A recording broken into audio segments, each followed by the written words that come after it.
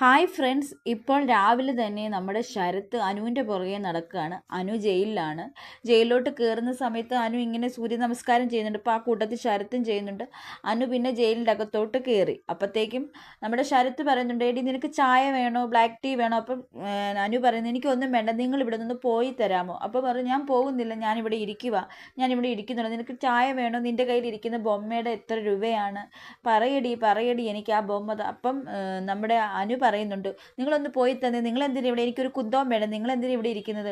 നിങ്ങളുടെ ഗ്യാങ് ഒന്നും എഴുന്നേറ്റ് കാണത്തില്ലായിരിക്കും, അതല്ലേ നിങ്ങളിങ്ങനെ കുത്തിയിരിക്കുന്നത്. അപ്പം ശരത്ത് പറയുന്നു, ഞാൻ ഇവിടെ തന്നെ ഇരിക്കുക. പുള്ളിക്കാരൻ കുറച്ച് മുമ്പേ നമ്മുടെ ജിസേലിനോട് അനുവിൻ്റെ കുറ്റം പറഞ്ഞതേ ഉള്ളൂ.